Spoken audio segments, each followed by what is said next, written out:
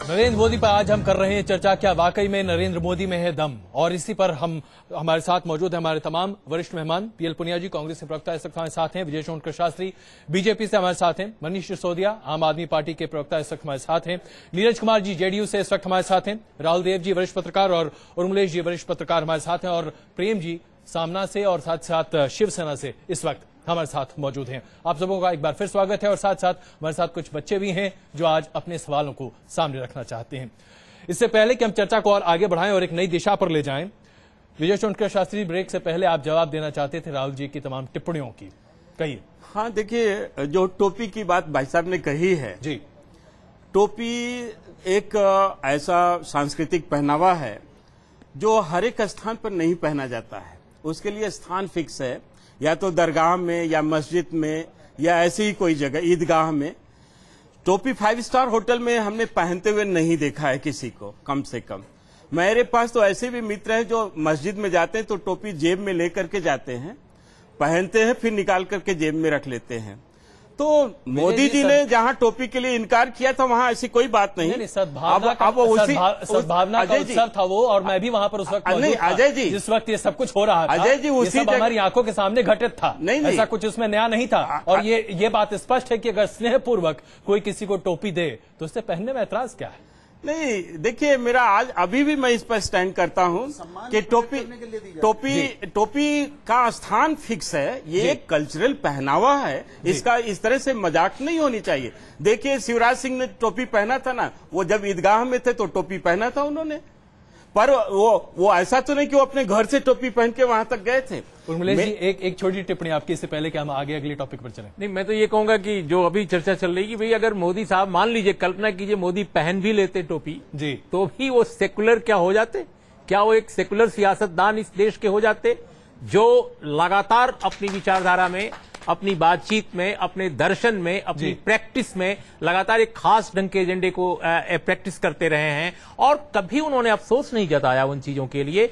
देखिए, भारत में बहुत सारे लोग कहते कुछ हैं, करते कुछ हैं। हमें देखना चाहिए कि करना क्या है, कथनी क्या है। तो कर्म का जहां तक सवाल है, चाहे वो जितने आकर्षक व्यक्तित्व हों, जितना कारपोरेट समर्थन उनको हो, जितना बड़ा गुब्बारा उनका फुलाया जा रहा हो, और मैं उनकी बड़ी इज्जत करता हूं एक प्रदेश के मुख्यमंत्री के तौर पे, एक प्रदेश के मुख्यमंत्री के तौर पे उनकी इज्जत करता हूं। लेकिन जहां तक एक विचार का प्रश्न है, वो जाहिर है अपनी ही पार्टी के अटल बिहारी वाजपेयी की तरह विविधता भरे देश में एकता का सूत्र पिरोने में बिल्कुल असमर्थ हैं, और कहीं उन्होंने अपने एजेंडे में, अपने बर्ताव में ये दिखाया नहीं है। चलिए, देखिए, मोदी जी के बारे में आप जो भी अपनी धारणा रखते हैं, मुझे लगता है कि ये कुछ लोगों की धारणा है।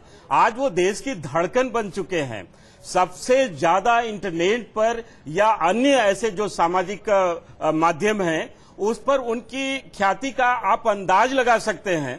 अभी पिछले 2-3 दिन पहले, इस समय दुनिया में जो सबसे ज्यादा फेमस व्यक्ति माने जा रहे थे, बराक ओबामा, उससे भी ज्यादा उनकी प्रसिद्धि बनी हुई है। ऐसे में अगर आप ये कहें कि एक व्यक्ति के पास, विजय शोणकर शास्त्री जी, आप लोग फेसबुक को प्रसिद्धि का एक मार्ग मानते हैं। चलिए, फेसबुक के अलावा लाखों की भीड़ होती है और 5-5 रुपए टिकट लगते हैं। आखिर में ये क्या है? चलिए, तो यही तो प्रसिद्धि का एक पैमाना है। चलिए, फेसबुक क्रांति की जो बात जिन लोगों पर कही गई थी और काफी तल्ख टिप्पणियां भी सुनने को मिली थी, मनीष सिसोदिया जी, क्या आपको लगता है कि नरेंद्र मोदी सेकुलर है? देखिए, सेकुलर और नॉन सेकुलर से ज्यादा एक और सवाल जो उठता है, क्योंकि जब भारतीय जनता पार्टी उन्हें प्रधानमंत्री के दावेदार के रूप में पेश करती है तो देश बहुत सारे सवाल पूछता है, जिसमें से सेकुलर नॉन सेकुलर का सवाल तो छूट ही नहीं सकता, क्योंकि हम बाकी सवालों पर हम आएंगे, लेकिन पहले एक छोटी टिप्पणी इस पर। आपने सवाल किया तो मैं जवाब दूंगा। हम सेकुलर कहें या नॉन सेकुलर कहें, इस देश में 2 बड़ी घटनाएं गोधरा और पोस्ट गोधरा घट चुकी हैं, और वो उनसे इतिहास को दोहरा नहीं, मतलब इतिहास को रिवर्स नहीं किया जा सकता वहां से। और उसमें किसकी क्या भूमिका थी, इस पर हम कितनी टिप्पणियां करती रहे, देश में एक बड़ी समझ पैदा है। लेकिन जब देश के नेतृत्व की बात आती है तो भारतीय जनता पार्टी से कई सवाल उभरते हैं। भारतीय जनता पार्टी के मित्र बैठे हैं, हो सकता है जवाब देंगे कि उनके नेतृत्व का पॉलिटिकल पार्टीज में राइट टू इन्फॉर्मेशन के बारे में क्या कहना है। उनके नेतृत्व का देश में लोकायुक्त भ्रष्टाचार के खिलाफ एक सख्त कानून हम आएंगे उस पर भी, हम आएंगे उस पर भी, हम आएंगे उस पर भी विजय जी। इस पर जवाब हमको देने दिया जाए ना इस पर नहीं, बिल्कुल मुद्दे से नहीं भटकेंगे किया था मनीष, हम बिल्कुल मुद्दे से नहीं भटकेंगे, हम उस पर आएंगे जरूर, लेकिन जरा पहले जरा बिल्कुल हम भ्रष्टाचार पर भी आएंगे, भ्रष्टाचार भी हमारे टॉपिक का डिस्कशन है। पाकिस्तान को देने की बात अगर आप पार्टी के एक जिम्मेदार व्यक्ति ने कहा तो इस पर भी क्या कहना है? चलिए हम जरा मुद्दे से जरा हट रहे हैं, जरा कुछ नौजवानों से एक आध सवाल और ले लें, उसके बाद आगे बढ़ते हैं जी। थोड़ी देर पहले ये कहा गया था कि नरेंद्र मोदी ने अपने आप को धर्मनिरपेक्ष साबित करने के लिए आज तक कुछ नहीं किया है, तो मैं ये याद दिलाना चाहूंगी कि 2002 से 2013 तक गुजरात में जो 10 साल बिना किसी कम्युनल वायलेंस के गुजरा है वो केवल नरेंद्र मोदी के शासनकाल में गुजरा है। किसके लिए ये बोलना चाहती हैं आप विजय जी के समर्थन में बोल रही हैं या ये पुनिया जी के लिए सवाल है? मैं पुनिया जी के लिए सवाल है ये, तो इसमें वो क्या टिप्पणी करना चाहेंगे? और दूसरी बात ये, आज की तारीख में गुजरात का मुसलमान या गुजरात का मुस्लिम ये कहता है कि मुझे रोजगार नरेंद्र मोदी की बदौलत मिला है, तो इसमें वो क्या टिप्पणी पुनिया साहब? देखिए, बहुत से ऐसे लोग इन्होंने भर्ती किए हैं जिनको स्वार्थवश इस तरह के बयान दिलाने के लिए सिर्फ रखा है। मैं ये पूछना चाहता हूं कि कौन सी भागीदारी इन्होंने पार्टी में दी, कौन सी पुनिया जी आपके पास उत्तर नहीं है इसलिए आप इस तरह की बात कह रहे हैं। कौन सी भागीदारी? प्रश्न कोई गलत नहीं हो सकता, भागीदारी उन्होंने सरकार में दी, अगर आता है तो उसको दीजिए। टिकट बांटने में दी, जो भारत सरकार की योजना है उसको लागू कर नहीं रहे।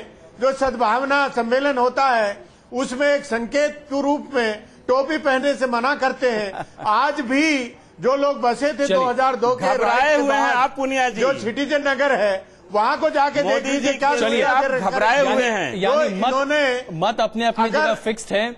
चलिए इस चर्चा में नहीं घबरा रहे। एक और आयाम पुनिया साहब, ये आप जो बराबर फेसबुक और ट्विटर की बात कर रहे हैं ये उन्हीं की बात है। फेसबुक और ट्विटर चलिए एक और भरोसा है खारिज करते हैं क्या? एक और आयाम पुनिया साहब, माफ कीजिएगा मैं आप सबको को रोकता हूं, एक और आयाम लेते हैं। तमाम विरोधी दल नरेंद्र मोदी पर तानाशाह होने का आरोप हर समय लगाते रहे हैं। आइए एक छोटी सी रिपोर्ट आपको दिखाते हैं कि आखिरकार क्यों लोगों में ऐसी धारणा है।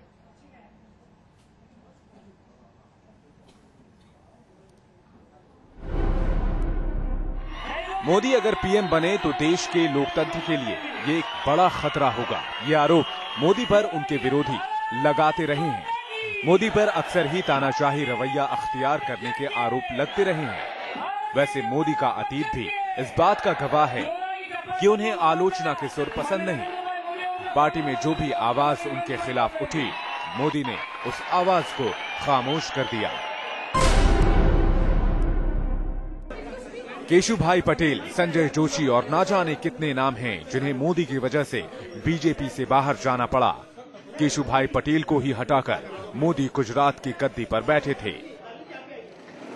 संजय जोशी और मोदी की दोस्ती की कभी गुजरात में मिसाल दी जाती थी, लेकिन संजय जोशी को पार्टी से निकालने के लिए मोदी ने मुंबई अधिवेशन में जाने से भी मना कर दिया था।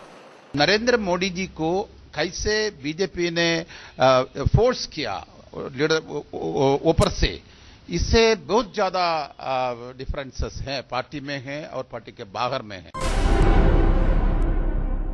बीजेपी सामूहिक नेतृत्व की बात करती है, लेकिन सच तो यही है कि गुजरात में मोदी ने बड़े नेताओं को पार्टी से बाहर की राह दिखाई तो सेकंड लीडरशिप को पनपने ही नहीं दिया। गुजरात में बीजेपी मोदी जनता पार्टी के रूप में दिखाई देती है। गुजरात में किए अपने प्रयोग को मोदी दिल्ली में भी दोहराते हुए दिखाई दे रहे हैं। गुजरात की गद्दी पर मोदी को बिठाने में सबसे बड़ा रोल लाल कृष्ण आडवाणी का था, लेकिन अब आडवाणी को पीछे छोड़कर मोदी बीजेपी के पीएम इन वेटिंग बन चुके हैं। एक नया लीडर को लाया है, बाकी सब लोग चले जाते हैं। इवन सीनियर लोग, senior leaders like Advani is almost the byword for BJP. But what happened to that grand old man? Is the most unhappy person today only because of Modi. Sushma Swaraj